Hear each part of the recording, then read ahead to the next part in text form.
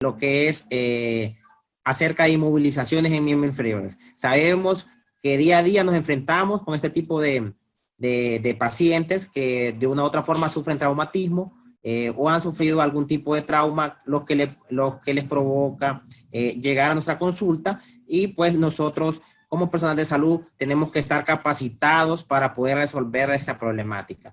Para eso hoy tenemos de invitado al docente, al doctor especialista en ortopedia, que es el doctor Johnson Flores, quien es docente universitario de la Facultad de Ciencias Médicas y también es médico asistencial del Instituto Hondureño de Seguridad Social. Así que recordemos que esta es la segunda etapa. Ya tuvimos la primera el viernes pasado y pues recordarle un poquito la dinámica. Que la dinámica consiste en que primero el doctor va a presentar, posteriormente podemos hacer preguntas y pues al final discusión de casos. Así que esperamos que estén muy atentos. Ahorita hay 10 personas nada más conectadas, pero a medida que vaya pasando el tiempo, pues se van a ir conectando los demás. Así que bienvenido, doctor. Es un placer nuevamente tenerlo con nosotros y esperamos que a los compañeros, todo el resto de personal de salud que está recibiendo esta capacitación, puedan estar muy atentos y muy prestos a esta importante charla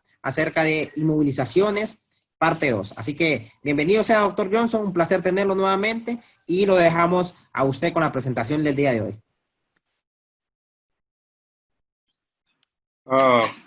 Buenas tardes, sean bienvenidos todos a la segunda parte de las inmovilizaciones, ¿verdad? Estamos hablando de los principios de inmovilización.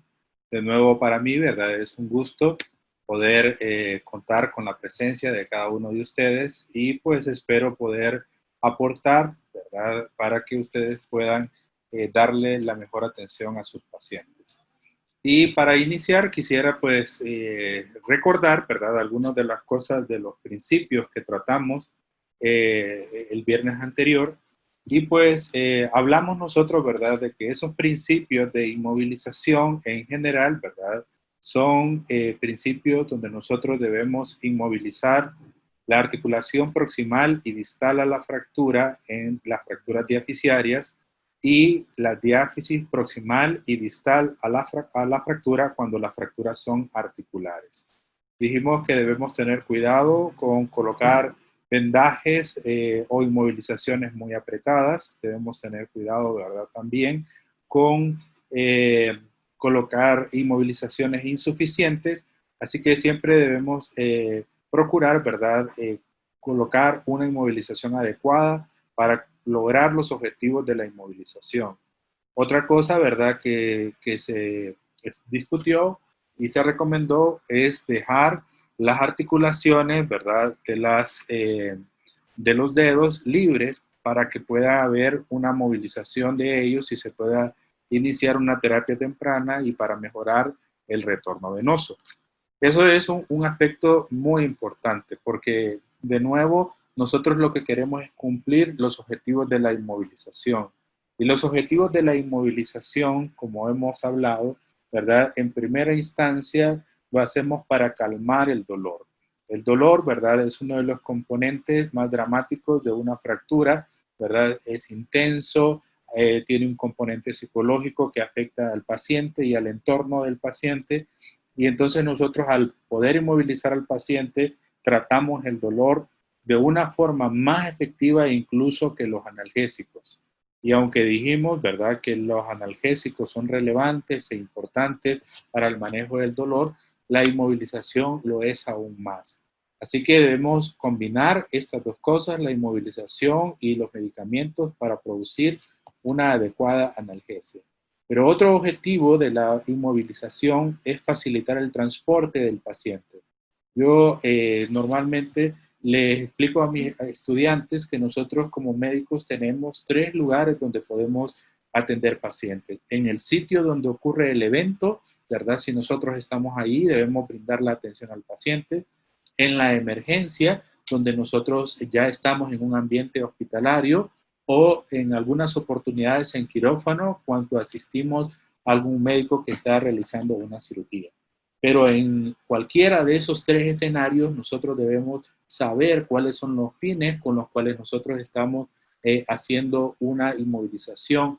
Y cuando ustedes están en el evento de trauma, en el sitio del evento traumático, ustedes tienen que inmovilizar al paciente para transportarlo al sitio hospitalario más cercano. Y si están en una emergencia de un hospital donde no hay un ortopeda que pueda resolver la situación, ¿verdad? Entonces ustedes lo tienen que inmovilizar para trasladarlo a un hospital de más alta complejidad. La inmovilización facilita el transporte y asegura que durante el transporte el paciente no sufra mayores lesiones óseas y mayores lesiones de partes blandas que pueden ser músculos, nervios y vasos que se pueden ver afectados por los contornos filosos de los huesos rotos. Entonces, también cuando nosotros inmovilizamos cumplimos con el objetivo de evitar que una fractura cerrada se convierta en una fractura expuesta. Eso, ¿verdad? Lo vimos en la presentación pasada, pero es importante, ¿verdad?, recordarlo y poder repetirlo para que lo memoricemos y lo tengamos presente. Hablamos de las inmovilizaciones de la extremidad superior. Dentro de ellas hablamos del yeso brachiopalmar, del yeso antebrachiopalmar, del yeso, ¿verdad?, para inmovilizar las fracturas de escafoides. Hablamos de las férulas, que son muy, muy importantes porque estamos hablando de dos cosas diferentes. Cuando hablamos nosotros de yesos circulares, hablamos de un plan de tratamiento definitivo, ¿verdad?, en manera conservadora. Y cuando nosotros hablamos de férulas, solo hablamos de una inmovilización transitoria mientras se llega al manejo definitivo.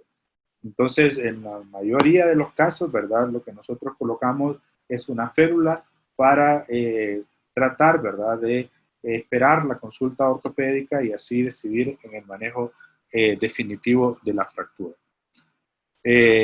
Para la férula, para las fracturas de los dedos y las lesiones de los dedos, como las luxaciones también, nosotros pues dijimos, ¿verdad?, que se debe utilizar férulas digitales metálicas, ¿verdad?, y que son maleables a la vez para colocar las inmovilizaciones en posición funcional, ¿verdad? También, ¿verdad?, es importante decir que cuando nosotros estamos tratando de inmovilizar, tenemos múltiples, ¿verdad?, materiales con los que podemos inmovilizar a los pacientes. Vamos a ir, ¿verdad?, ahora sí a la parte de las extremidades inferiores y vamos a iniciar, ¿verdad?, con las fracturas pélvicas. Las fracturas pélvicas deben ser inmovilizadas a través, ¿verdad?, de una faja pélvica. Si nosotros tenemos a disposición una faja pélvica, esa es la forma correcta de inmovilizar a los pacientes. Las fracturas pélvicas de por sí son de las lesiones esqueléticas que ponen en peligro la vida. ¿Y por qué son lesiones que ponen en peligro la vida? Porque la pelvis es una cavidad y al romperse esa cavidad da la oportunidad de que haya un contenido de sangre mayor. De tal forma que si una persona se fractura la pelvis y se lesiona alguno de los vasos ilíacos, sea la arteria ilíaca interna o ilíaca externa o el plexo venoso presacro, puede llegar a derramarse y perderse alrededor de 3 litros de sangre en esta cavidad. Si la volemia promedio es de 5.6 y perdemos 3 litros, perdemos más del 50% de la volemia total y eso les puede representar un choque hipovolémico de grado 3 o de grado 4. Entonces, ¿cómo hacemos para parar el sangrado? Porque en este caso lo que nosotros queremos es parar el sangrado. Miren ustedes, por ejemplo, la equimosis que se presenta y puede haber equimosis también en el área perineal, si es mujer, y en el área escrotal y perianal, ¿verdad? En el caso también de los hombres. Entonces aquí lo que nosotros hacemos, ¿verdad?, si no tenemos una faja pélvica, es con una sábana rodear, ¿verdad?, la pelvis y en medio, ¿verdad?, nosotros podemos poner una palanca que puede ser un fragmento de madera, puede ser un fragmento de metal y hacer torque alrededor de la palanca para poder socar ¿verdad? Y cerrar este defecto, ¿verdad? Y que no se siga perdiendo volemia. Entonces, el lugar donde nosotros colocamos la sábana es entre el trocánter mayor del fémur y la espina ilíaca anterosuperior. Esas dos regiones deben quedar cubiertas por la sábana. Y luego nosotros tenemos que dar torque para poder hacer el cierre de la pelvis. Aquí nosotros miramos ya un objeto prefabricado que se llama un cinturón o faja pélvica, que se parece bastante a las fajas que se utilizan para proteger la columna lumbosacra. Sin embargo, es diferente. Es diferente porque tiene un doble cierre para hacer un poco más de presión de lo habitual. Entonces ustedes hacen un primer cierre y lo apretan, y luego ustedes le hacen un segundo cierre donde aprieta aún más. Como ustedes pueden observar en la diapositiva, el sitio de colocación es entre el trocánter mayor del fémur y la espina ilíaca anterosuperior. Con eso, ¿verdad?, uno puede salvar la vida de un paciente. Puede evitar que se siga perdiendo sangre y, ¿verdad?, también, ¿verdad?, puede facilitar el traslado del paciente. Aquí nosotros tenemos otras formas, ¿verdad?, de inmovilizar el miembro inferior cuando es la totalidad del miembro inferior la que está fracturada. Entonces incluso nosotros podemos poner un entablillado que llegue, ¿verdad?, hasta la región lumbosacra. Podemos utilizar lo que nosotros contemos en el medio ambiente, y si tenemos yeso, si tenemos fibra de vidrio, si tenemos inmovilizadores neumáticos, pues mejor todavía. Otra forma de inmovilizar en las fracturas de fémur para el caso, ¿verdad?, es, ¿verdad?, colocar una tracción. Las tracciones son herramientas importantes para inmovilizar, ¿verdad?, las fracturas del fémur. Aquí ustedes pueden ver, para inmovilizar las fracturas de la diáfisis de la tibia, se utiliza una férula muslopédica, ¿verdad?, que va desde los 2/3 del muslo hasta el pie. Y con eso se puede inmovilizar lo que son las fracturas de tibia, porque esta inmovilización inmoviliza la articulación proximal, que en este caso es la rodilla, y la distal, que en este caso es el tobillo. Ustedes pueden ver algunos métodos alternativos, ¿verdad? Hasta un paraguas puede servirles para hacer la inmovilización cuando no tenemos otros materiales a la mano. Las fracturas de patela, por su parte, ¿verdad?, son inmovilizadas a través de rodilleras de yeso. Esta es una rodillera de fibra de vidrio, esta es una rodillera de yeso, o también llamado cilindro de yeso. Se colocan, ¿verdad?, desde los 2/3 del muslo, ¿verdad?, hasta la región supramalleolar, por encima del malleolo peroneal y del malleolo tibial, y de esa manera se deja en extensión la pierna para inmovilizar adecuadamente al paciente, ya que en este caso, ¿verdad?, los músculos que deforman la fractura es el músculo cuádriceps, y el músculo cuádriceps se relaja cuando el paciente está en extensión. Cuando tenemos fracturas del pie y del tobillo, nosotros podemos poner la férula suropédica. La férula suropédica puede, ¿verdad?, incluir los dedos o no incluir los dedos.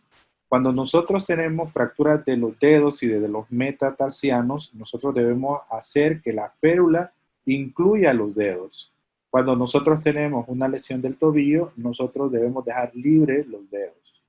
Entonces, este es un buen ejemplo, ¿verdad?, de cómo colocar la férula, ¿verdad? Cuando el paciente tiene lesión de los dedos, entonces se le inmovilizan los dedos y los metatarsianos también. Y cuando el paciente tiene lesión del tobillo, se dejan libres los dedos. Esto puede ser, ¿verdad?, una férula, pero también nosotros podemos poner un yeso suropédico en el caso de que vayamos a dejar un manejo conservador. Las fracturas de tobillo, ¿verdad?, podemos inmovilizarlas con los yesos suropédicos o férulas suropédicas. Pero debemos ver, en este caso, hacer mucho hincapié y verificar las la situación de cómo está el espacio articular. En este caso, ¿verdad? Nosotros vemos que el espacio articular está aumentado de tamaño, por lo que hay que hacer una reducción en esta dirección, ¿verdad? Tomamos el calcáneo del paciente y hacemos una inversión del tobillo, y una vez que hacemos la inversión del tobillo podemos proceder a colocar la inmovilización, ¿verdad? Es importante que lo hagamos. Y en esos casos siempre, ¿verdad? Si tenemos acceso a las radiografías, debemos pedir dos proyecciones, una proyección anteroposterior y una proyección lateral. Y vemos nosotros otra imagen de una férula suropédica. El vendaje que colocamos encima de la guata puede ser una venda de gasa, puede ser una venda elástica, puede ser una venda como la que está aquí en esta imagen, ¿verdad? Lo que ustedes tengan ahí a la mano. Cuando nosotros tenemos fracturas digitales, podemos hacer algunas técnicas más sencillas, como por ejemplo la técnica del dedo amigo, ¿verdad? En este caso, cualquiera de los dos puede ser el fracturado, y el que está sano le sirve como una férula al que está fracturado. Por ejemplo, en este caso, el quinto dedo es el que está lesionado, entonces podemos sujetarlo con el cuarto dedo para que el cuarto dedo sea la tablilla que va a inmovilizar al quinto dedo, ¿verdad? Entonces es una inmovilización que es más tolerada por los pacientes, que es efectiva siempre y cuando el paciente mantenga sus dos dedos juntos y cumple la función como si fuera una férula completa suropédica. Esta se llama la terapia del dedo amigo. Cuando nosotros colocamos inmovilizaciones, debemos tener cuidado también porque pueden haber algunas complicaciones de las lesiones propiamente y algunas también que son complicaciones de la inmovilización. Como por ejemplo, algunas complicaciones de las lesiones son las hemorragias, las lesiones vasculares, las lesiones neurológicas, el síndrome compartimental y el tromboembolismo, ¿verdad? Obviamente, las agudas serían en este caso la hemorragia y el síndrome compartimental, ¿verdad? La lesión vascular y neurológica. El tromboembolismo, ¿verdad? Se instala, ¿verdad? Con un poco más de tiempo. En el caso de las complicaciones de la inmovilización, podemos tener que por el tiempo de inmovilización, el flujo sanguíneo se enlentece, ¿verdad? Y eso favorece la formación de coágulos, por lo cual se puede producir la complicación de trombosis venosa profunda. Entonces, a los pacientes, sobre todo aquellos que tienen comorbilidades que los predisponen a tener trombosis venosa, se debe administrar anticoagulantes, sobre todo, ¿verdad?, los pacientes que han tenido episodios previos de trombosis venosa profunda, a los pacientes que son diabéticos, a los pacientes, ¿verdad?, que tienen, por ejemplo, que tienen insuficiencia venosa. Lo mejor es darle, ¿verdad?, tromboprofilaxis. Puede haber embolia pulmonar por el mismo mecanismo, atelectasias y neumonía, sobre todo en los pacientes que están encamados, desgaste muscular y desacondicionamiento. En este caso, ¿verdad? Sobre todo por la falta de ejercicio, ¿verdad? Sobre la extremidad, y las úlceras de presión, que también son complicaciones del encamamiento. Entonces debemos reconocer cuáles son las señales de alarma en los pacientes con yeso. Si ustedes han inmovilizado a un paciente con un yeso o con una férula y el paciente inicia con dolor creciente, dolor que no cesa con la medicación prescrita, tumefacción que no cede al elevar la escayola, o sea, el yeso, que usted le dice tenga el miembro en elevación y a pesar de que lo tiene en elevación, sigue inflamándose. Parestesias en las extremidades, cambios de la sensibilidad, disminución o pérdida de la movilidad de los dedos, descenso del relleno capilar y frialdad distal. Entonces hay que encender las alarmas de alerta. También si hay cambios en el color de la piel próxima al yeso, algún olor desagradable procedente de la zona enyesada, una zona caliente o una mancha reciente en el yeso. También si se clava o se penetra algún objeto dentro del yeso, o si el yeso se ha debilitado, agrietado, aflojado o está demasiado apretado. Todos estos son signos de alarma, ¿verdad? Recuerden que la idiosincrasia de nuestro país, ¿verdad? Es muy variable y los niveles educativos son también muy variables.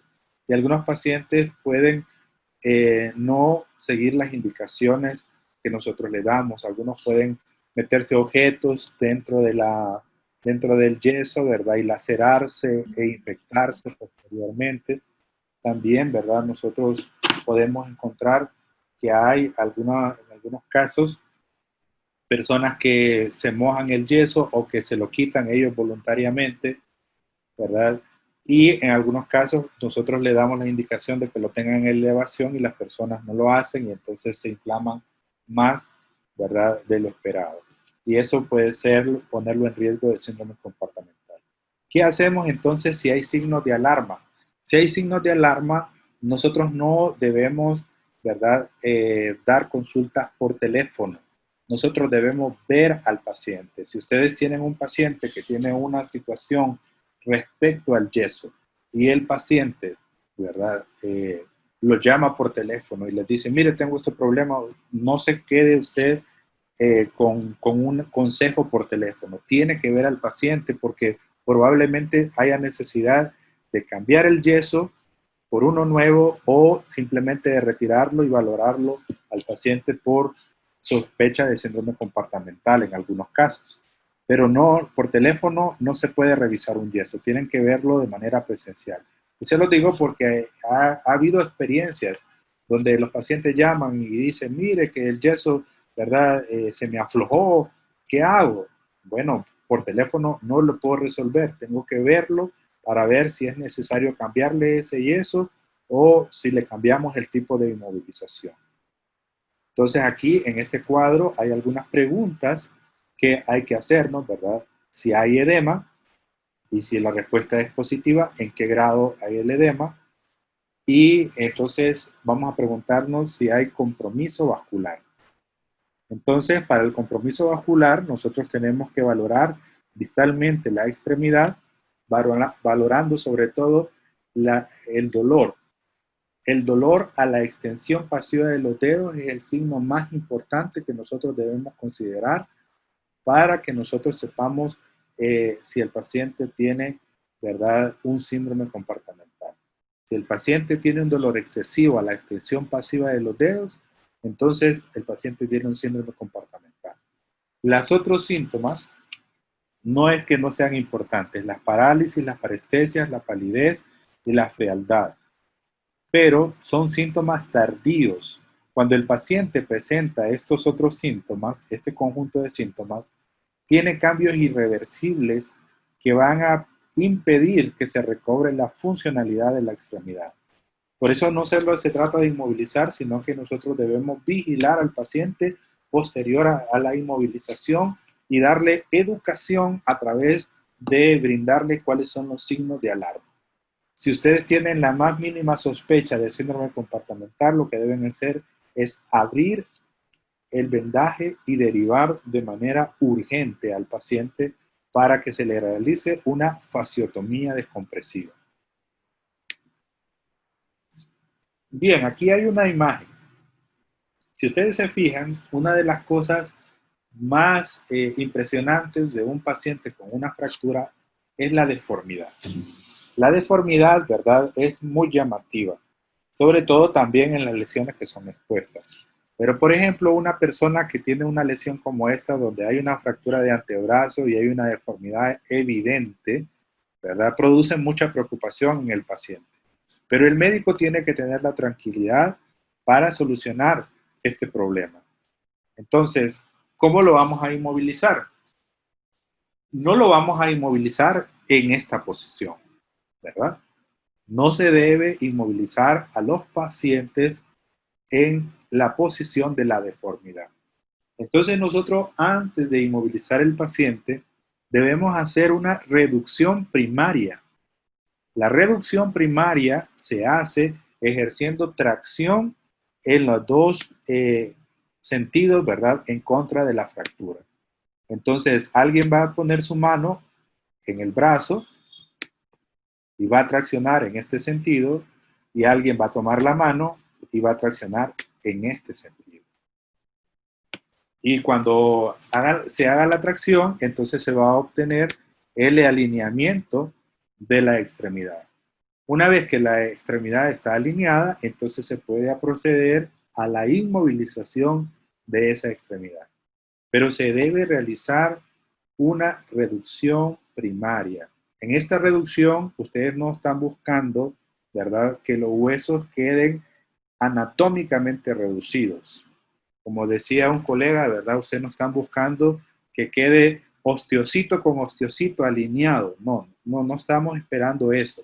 Solamente se trata de una reducción primaria porque es necesario realinear el hueso para que los vasos y los nervios que vienen por acá no queden acodados, ¿verdad? Porque la angulación de vasos y nervios pueden producir una pérdida de la irrigación sanguínea y una pérdida de transmisión del impulso nervioso. Entonces es necesario que corrijamos la deformidad aplicando tracción y contratracción, ¿verdad? En este caso, como les digo, lo mejor es que dos personas participen en realizar la maniobra. Miren, es impresionante, pero nosotros debemos aprender a corregir ese tipo de deformidades en el lugar del evento. Pero si no se han corregido en el lugar del evento, entonces nosotros lo tenemos que corregir en la emergencia de nuestro hospital. En este caso, vemos nosotros cómo se produjo una fractura o luxación del codo y no se podía inmovilizar en esta manera. Debía hacerse una reducción primaria para inmovilizarlo en posición funcional. La posición funcional es la posición de alineación correcta del hueso. Aquí nosotros miramos una extremidad inferior, igual fracturada, angulada, que no la debemos, ¿verdad?, inmovilizar en esa posición angulada, por lo mismo que les explico, ¿verdad?, que pueden estar acodándose los vasos y los nervios y de esa manera, ¿verdad?, se puede interrumpir el flujo sanguíneo al resto de la extremidad. Y nosotros podemos encontrar, ¿verdad?, este tipo de lesiones en cuestiones deportivas, podemos encontrarlo, ¿verdad?, en accidentes laborales, podemos encontrarlo, ¿verdad?, en accidentes por recreación, etcétera, etcétera. Así que, pues debemos estar preparados porque simple y sencillamente en cualquier momento vamos a estar enfrente de un paciente con una lesión musculoesquelética y es necesario que nosotros podamos alinear, ¿verdad?, de manera primaria la extremidad e inmovilizarlo con los materiales que tengamos a la disposición. Bien, por esta ocasión es todo lo que yo les traía, pero se ha llegado el momento también de las preguntas, de las participaciones que ustedes tengan, ¿verdad? Y siéntanse en confianza de preguntar aquello en que tengan dudas. Muchas gracias por haber escuchado.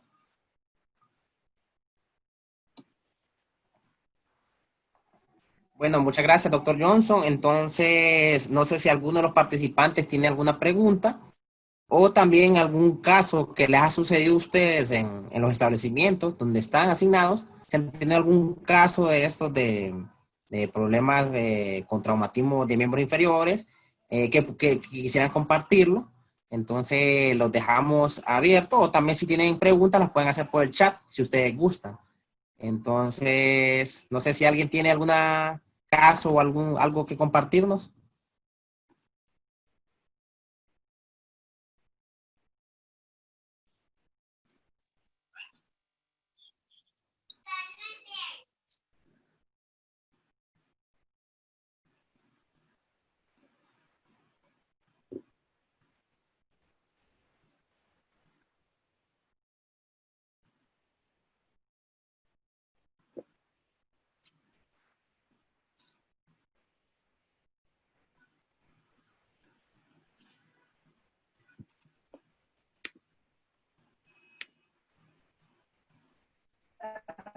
Buenas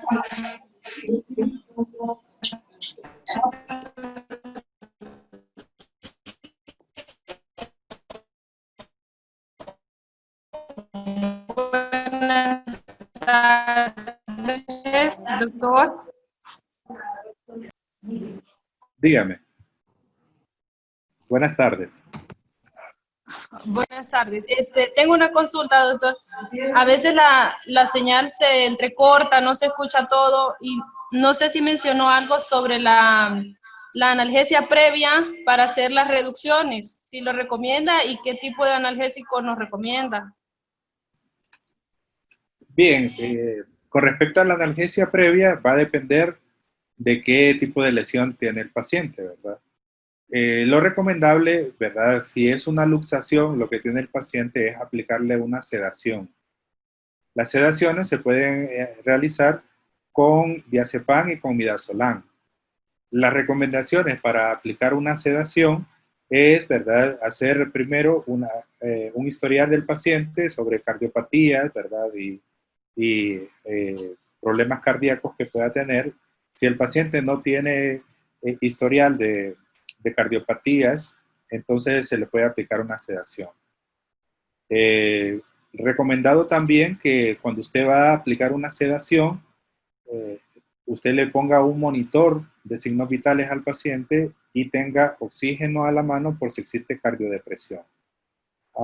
Nosotros aquí en el Hospital Escuela sedamos a los pacientes y a veces no tenemos eso, ¿verdad?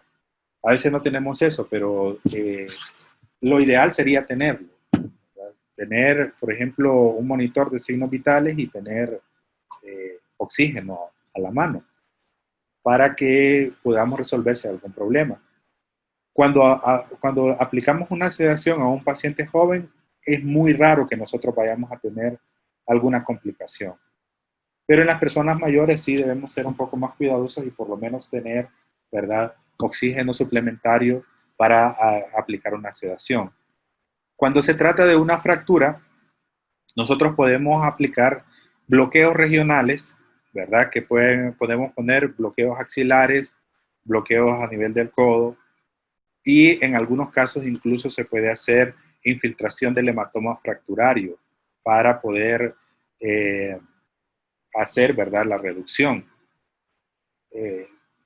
Depende de la experiencia que usted tenga para colocar cualquier tipo de estas analgesias que estamos hablando.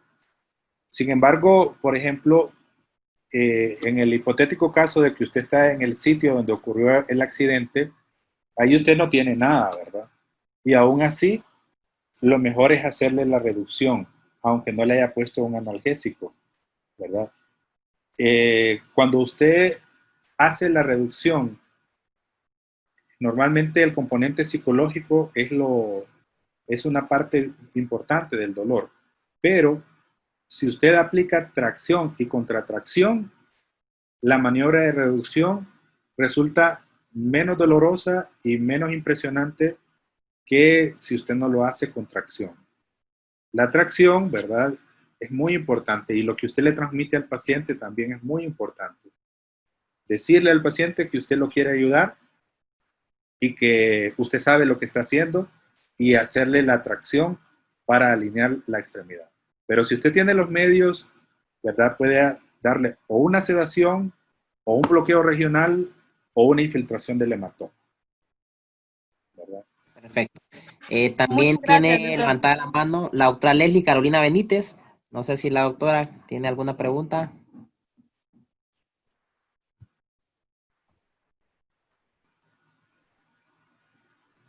Doctora, ¿la escuchamos?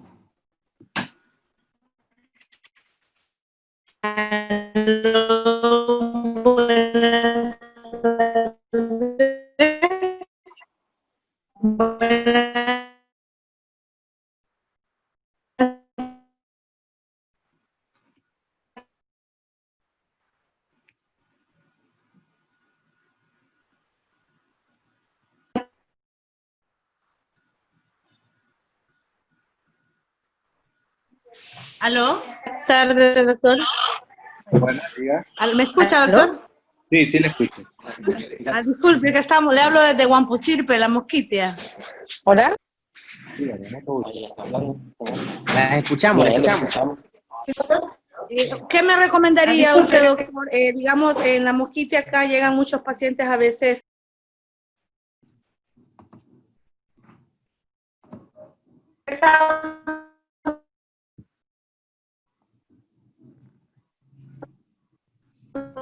Hablo desde Guampuchirpe, la Mosquitia.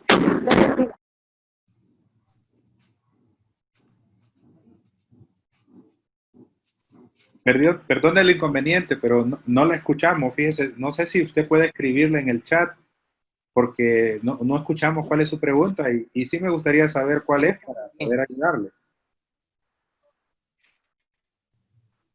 ¿Me escucha ahora? Sí. Ahora sí.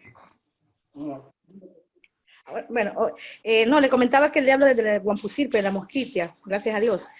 Nosotros hemos tenido muchos casos de personas que vienen con luxaciones de días. Entonces mi pregunta es, ¿qué recomendación será de siempre realizarles la tracción y contracción o es mejor referirlos?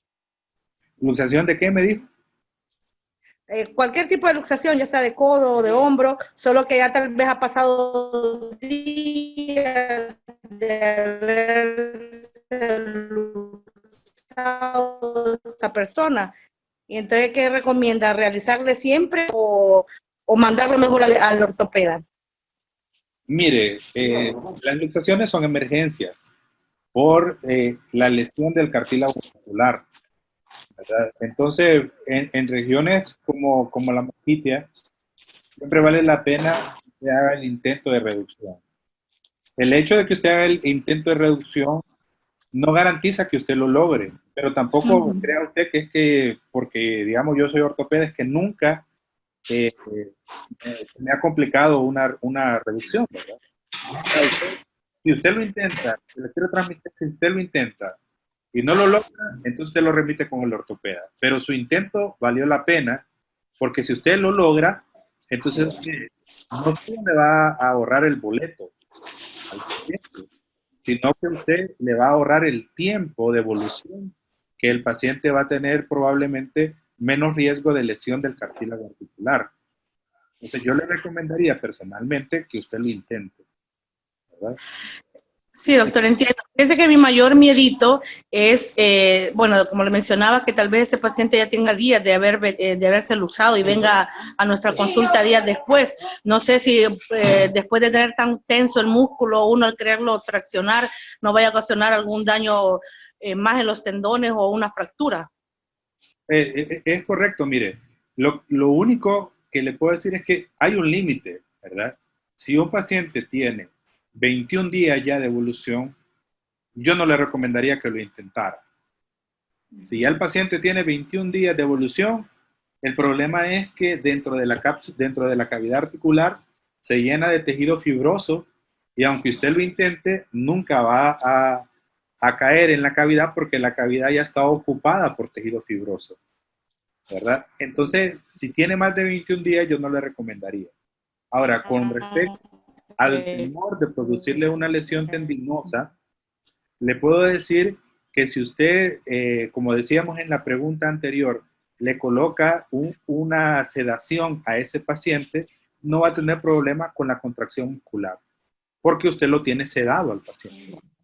Ahora, si usted lo hace sin sedar al paciente, entonces sí va a tener que luchar en contra de la masa muscular y puede, ¿verdad?, al aplicar mucha fuerza, producir una lesión de tendones o de huesos.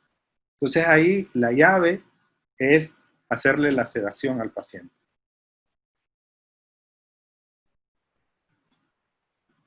Y como le digo, el intento, ¿verdad?, que usted haga va a valer la pena. Usted le puede hacer 1 o 2 intentos. Si usted no lo logra, no se sienta derrotada, usted hizo su intento, lo remite al ortopeda.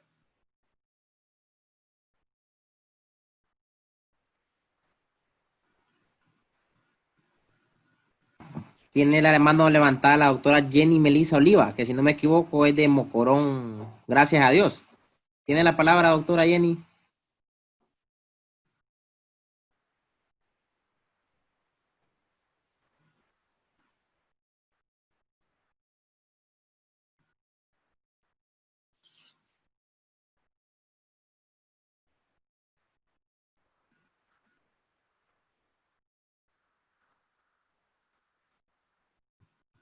mientras se conecta la doctora Jenny, tenemos dos preguntas en el chat. La primera dice, doctor, si el paciente tiene poca tolerancia al dolor para lograr la reducción, ¿qué podemos hacer antes de inmovilizar a un paciente para trasladarlo?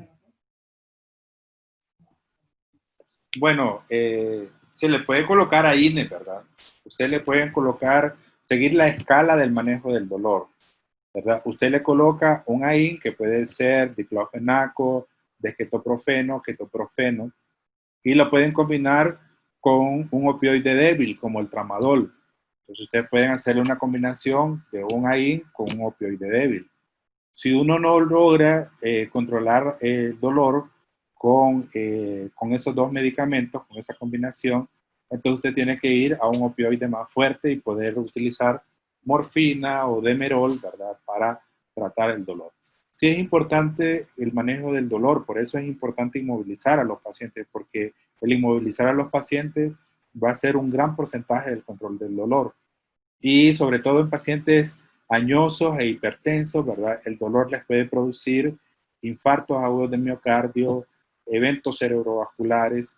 Entonces sí traten de controlar el dolor, pero utilicen la inmovilización y utilicen también los medicamentos, los que ustedes tengan, ¿verdad?, a su disposición. AINES, opioides débiles, opioides fuertes. Perfecto. Tenemos otra pregunta también de la doctora Catherine Zapata del Hospital de Puerto Lempira. Nos dice, buenas tardes, doctor. ¿En qué momento, tipo de paciente y en cuáles fracturas tienen indicación de la tromboprofilaxis? Todas las fracturas de cadera, sobre todo en pacientes de la tercera edad, tienen indicación de tromboprofilaxis. Todos los pacientes que tienen lesiones múltiples, o sea, que tienen fracturas, digamos, fémur y tibia, que tienen fractura de tibia y húmero, todos los que tienen lesiones múltiples son candidatos a tromboprofilaxis. Si un paciente tiene lesiones múltiples, si tiene fractura de cadera, o si se le ha practicado una cirugía de cadera recientemente, ¿verdad?, tiene indicación de tromboprofilaxis. Otra pregunta, doctor, nos dice, ¿cuánto sería el tiempo promedio de espera para poder decir que un paciente tuvo un mal procedimiento de inmovilización, que le puede estar provocando síndrome compartimental o alguna complicación? Bien, el síndrome compartimental se puede instaurar en las primeras 72 horas. Si después de las primeras 72 horas el paciente no desarrolla síndrome compartimental, entonces está bien. No va a desarrollar esa complicación. Las inmovilizaciones, ¿verdad? Nosotros tenemos que estar pendiente y monitorizar al paciente, ¿verdad?, durante todo el tiempo que el paciente está inmovilizado. Pero las primeras 72 horas son las más importantes, ¿verdad? Porque ahí es donde nosotros podemos presentar las complicaciones más importantes, como ser, pues, las hemorragias, como ser, ¿verdad?, el síndrome compartimental y las infecciones óseas, ¿verdad? Entonces, sería, ¿verdad?, en las primeras 72 horas donde más debemos estar pendientes. Perfecto. Creo que la doctora Jenny Oliva sí se desconectó, que tenía una participación ella, pero bueno, creo que no se logró conectar de nuevo. Bueno, la región de la Mosquita es bastante difícil el acceso a internet, entonces creo que por eso fue. No sé si alguien más tiene alguna pregunta o algún comentario acerca de este tema de hoy.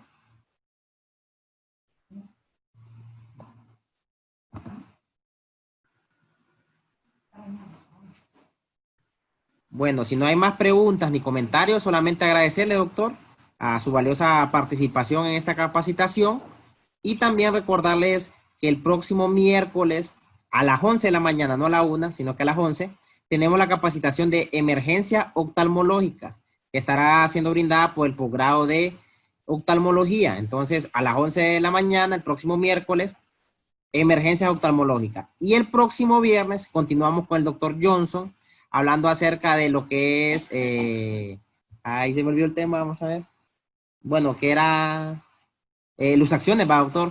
Creo que eran luxaciones que vamos a estar hablando. Entonces, estén atentos para el próximo miércoles y el próximo viernes y poder involucrar a los diferentes personal de salud de los establecimientos de salud. Si no hay más que decirnos, solamente nos queda despedirnos, desearles un feliz fin de semana y agradecer nuevamente al doctor por su valiosa participación en esta capacitación del día de hoy. Así que, feliz tarde. Feliz tarde, muchas gracias.